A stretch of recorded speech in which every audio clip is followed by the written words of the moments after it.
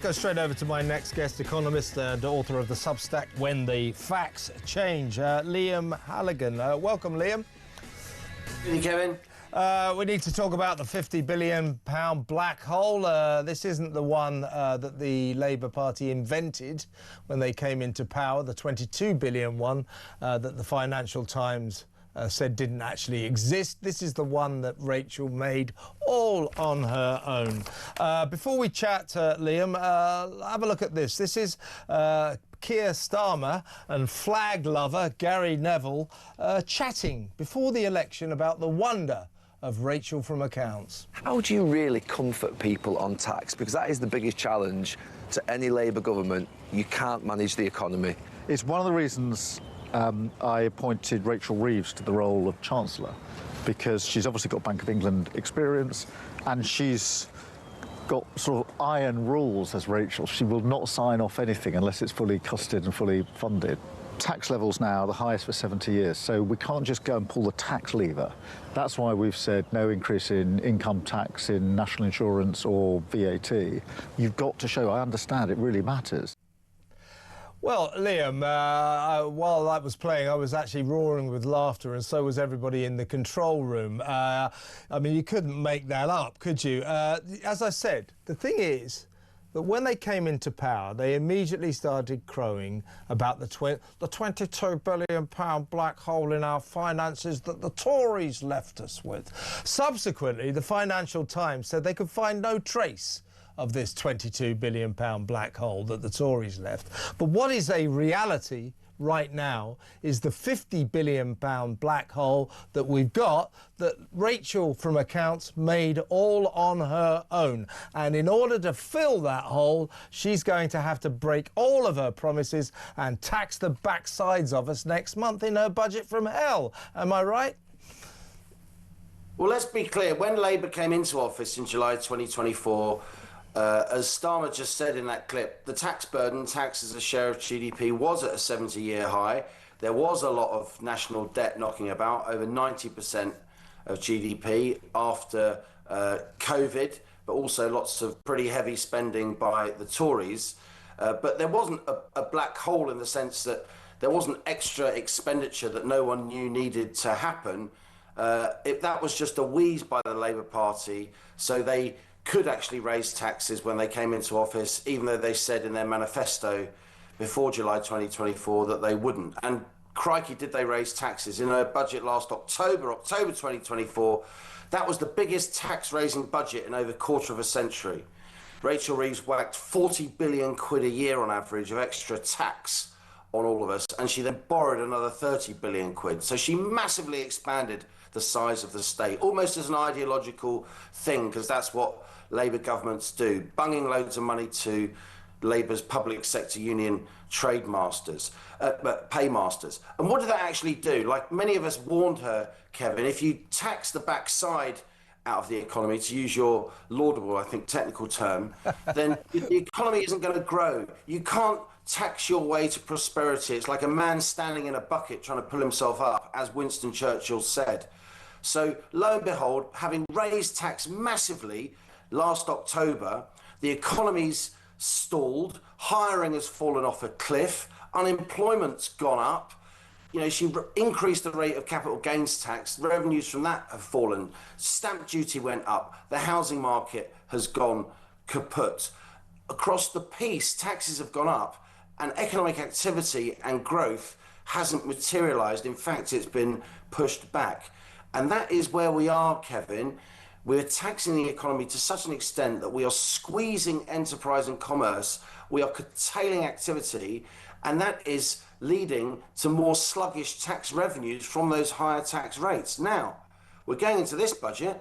Reeves said after last October, that's a once-in-a-generation budget. I'm not going to come back for more tax next year.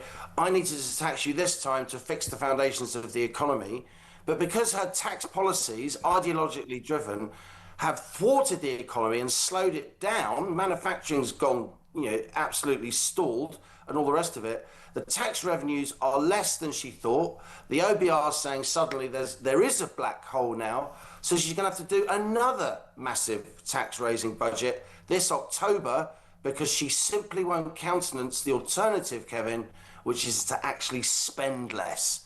Because Labour's often, I'm afraid, economically illiterate backbenchers, the hard left of the Labour Party, which is still there, they won't have those spending cuts. They simply won't countenance them, as we saw over the summer when Labour tried to do so-called welfare reform and the government end up spending a lot less on welfare, but more. Yeah, that's right. And somebody earlier on the show said, well, you know, the thing is Rachel won't cut welfare expenditure. I said, well, it's not a question of won't, she can't. The backbenchers won't let her. We found that out, as you just said.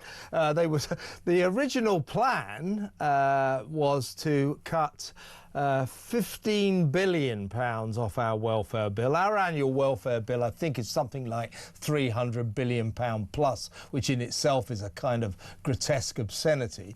Labour said, well, we have to cut £15 billion. Liz Kendall, the then pensions minister, said, oh, well, you know, I've got a lot of pressure here. I'm going to have to cut that back to £5 billion. Then it goes to Parliament, or the backbenchers get hold of it. They say, well, we're not accepting any kind of cut on welfare. And as you say, after all the debating and everything, Labour's plan to cut welfare by a not nearly enough £5 billion ended up, they actually added to our welfare bill. They went the other way. They went in the wrong direction. So it's not a question of Rachel Reeves won't cut welfare. She can't. And that is concrete boots around this government, isn't it?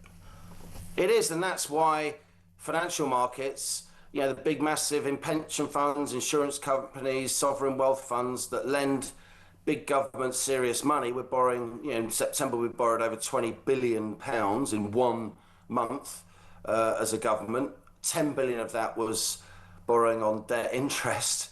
And because Labour's shown that it can't control its own backbenchers, because Labour's shown actually it's the backbenchers that are in charge, they could remove Keir Starmer whenever they want. You know, it's Big Ange, the Red Queen. It's Andy Burnham over the water saying that maybe we don't need to, you know, worry about the bond markets. What are you saying, Andy, that we should default? For all those reasons, our borrowing costs are easily the highest in the G7. That's why our debt interest payments are so high. That's why we're spending more on debt interest than we do on schools every year, Kevin. That's why we're spending more on debt interest every year, twice as much on debt interest every year as we do on defence. And just to go back a little bit, what we were talking about over the summer with Labour, they weren't talking about spending cuts on welfare.